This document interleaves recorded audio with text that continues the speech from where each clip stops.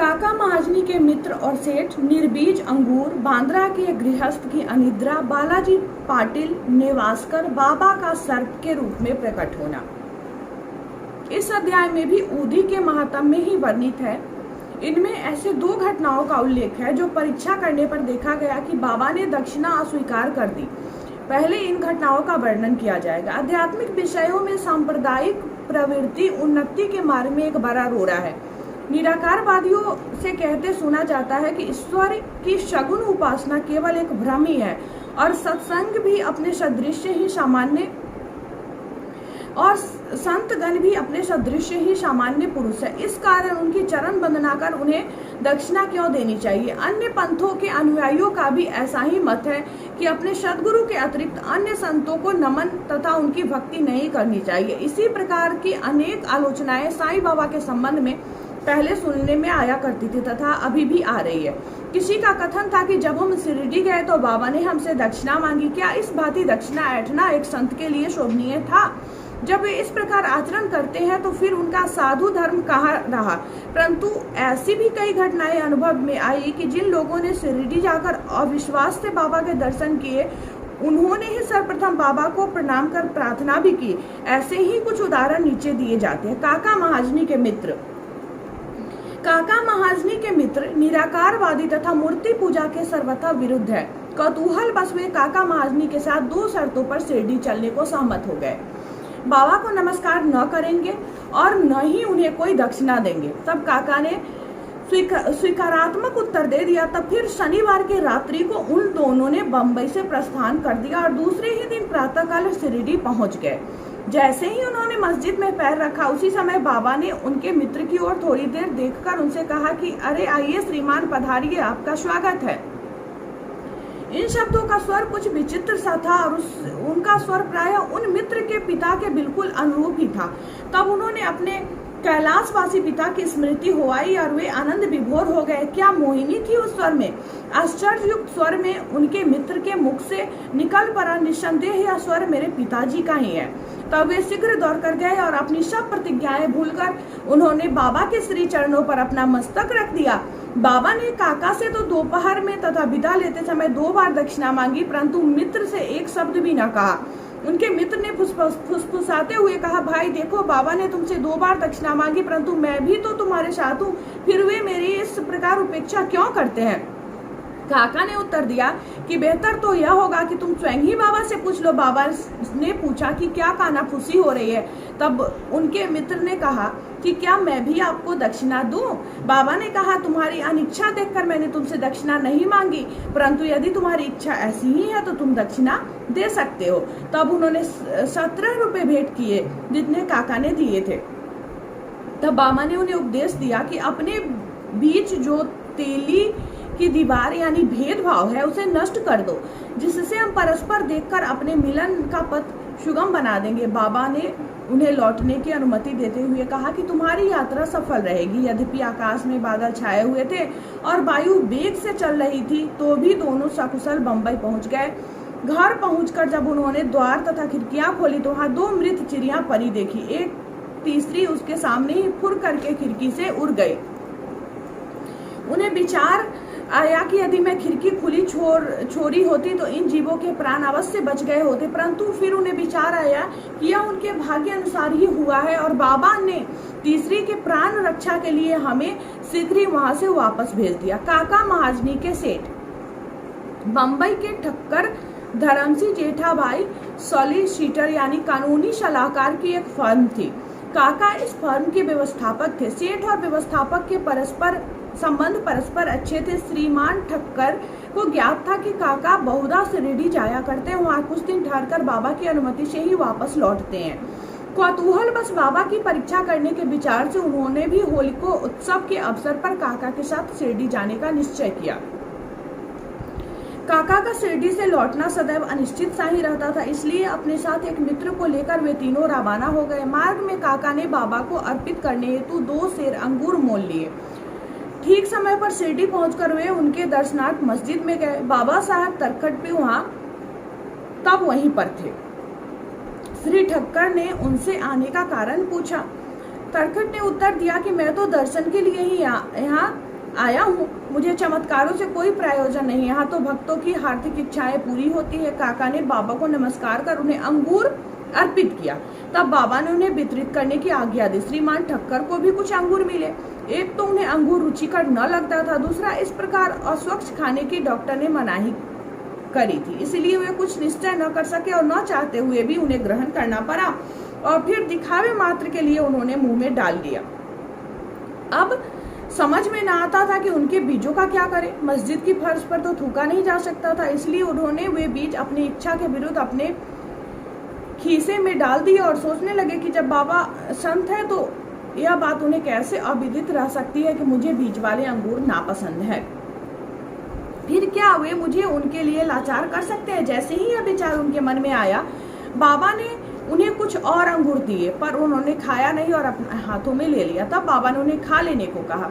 उन्होंने आज्ञा का पालन किया और चबाने पर देखा कि सब निर्बीज है। वे चमत्कार की इच्छा रखते थे, इसलिए उन्हें देखने को मिल गया। उन्होंने सोचा कि बाबा समस्त विचारों को तुरंत जान लेते हैं और मेरी इच्छा अनुसार ही उन्होंने उन्हें बीज रहित बना दिया। क्या अद्भुत शक्ति है उनमें। फिर शंका निवारणार्थ उन्होंने तरकट जिससे जो समीप ही बैठे हुए थे, जिन्हें भी थोड़े अंगूर मिले थे, पूछा कि किस किस्म के अंगूर तुम्हें मिले। उत्तर मिला, अच्छे बीजों वाले। श्रीमान ठक्कर को तब भी आश्चर्य हुआ कि यदि बाबा वास्तव में संत है तो अब सर्वप्रथम अंगूर काका को ही दिए जाने चाहिए। इस विचार को जानकर बाबा ने कहा कि अब पुनः वितरण काका से ही आरंभ होना चाहिए। यह सब प्रमाण श्री ठक्कर के लिए पर्याप्त थे। फिर श्यामा ने बाबा से परिचय कराया कि आप ही काका के सेठ है। बाबा कहने लगे कि ये उनके सेठ कैसे हो सकते हैं, इनके सेठ तो बड़े विचित्र है। काका इस उत्तर से सहमत हो गए। अपना हठ छोड़कर ठक्कर ने बाबा को प्रणाम किया और बारी से लौट आए। मध्याह्न की आरती समाप्त होने के उपरांत वे बाबा से प्रस्थान करने की अनुमति प्राप्त करने के लिए मस्जिद में आए। सामा ने उनकी कुछ सिफारिश की। तब बाबा इस प्रकार बोले, एक सनकी मस्तिष्क वाला सभ्य पुरुष था जो स्वस्थ और धनी भी था। शारीरिक तथा मानसिक व्यथाओं से मुक्त होने पर भी वो स्वतः ही अनावश्यक चिंताओं में डूबा रहता और व्यर्थ यहाँ वहाँ भटककर अशांत बना रहता था। कभी वो स्थिर और कभी चिंतित रहता था। उसकी ऐसी स्थिति देखकर मुझे दया आ गई और मैंने उससे कहा कि कृपया अब आप अपना विश्वास एक इच्छित स्थान पर स्थिर कर ले। इस प्रकार व्यर्थ भटकने से कोई लाभ नहीं, शीघ्र ही एक निर्दिष्ट स्थान चुन लो। इन शब्दों से ठक्कर की समझ में तुरंत आ गया कि यह सर्वथा मेरी ही कहानी है। उनकी इच्छा थी कि काका भी हमारे साथ ही लौटे। बाबा ने उनका ऐसा विचार जानकर काका को सेठ के साथ ही लौटने की अनुमति दे दी। किसी को विश्वास न था कि काका इतने शीघ्र शिरडी से प्रस्थान कर सकेंगे। इस प्रकार ठक्कर को बाबा द्वारा विचार जानने का एक और प्रमाण मिल गया। तब बाबा ने काका से 15 रुपये दक्षिणा मांगी और कहने लगे कि यदि मैं किसी से 1 रुपया दक्षिणा लेता हूँ तो उसे 10 गुना लौटाया करता हूँ। मैं किसी की कोई वस्तु बिना मूल्य नहीं लेता, न तो प्रत्येक से मांगता ही हूँ। जिसकी ओर फकीर उंगली दिखाते हैं उससे ही मैं मांगता हूँ, और जो गत जन्म का ऋणी होता है उनकी ही दक्षिणा स्वीकार हो जाती है। दानी देता है और भविष्य में सुंदर उपज का बीजारोपण करता है। धन का उपयोग धर्मोपार्जन के निमित्त ही होना चाहिए। यदि धन व्यक्तिगत आवश्यकताओं में व्यय किया गया हो तब उनका दुरुपयोग है। यदि तुमने पूर्व जन्मों में दान नहीं दिया है तो इस जन्म में पाने की आशा कैसे कर सकते हो। इसलिए यदि प्राप्ति की आशा रखते हो तो अभी दान करो। दक्षिणा देने से वैराग्य की वृद्धि होती है और वैराग्य प्राप्ति से भक्ति और ज्ञान बढ़ जाते हैं। 1, 2 और 10 गुना लो। इन शब्दों को सुनकर श्री ठक्कर ने भी अपना संकल्प भूलकर बाबा को 15 रुपये भेंट किए। उन्होंने सोचा कि अच्छा ही हुआ जो मैं शिरडी आ गया, यहाँ मेरी सब शंकाएं नष्ट हो गई और मुझे बहुत कुछ शिक्षा प्राप्त हो गई। ऐसे विषयों में बाबा की कुशलता बड़ी अद्वितीय थी। यद्यपि वे सब कुछ करते थे फिर भी इन सबसे अलिप्त रहते थे। नमस्कार करने या न करने वाले दोनों ही उनके लिए एक समान थे।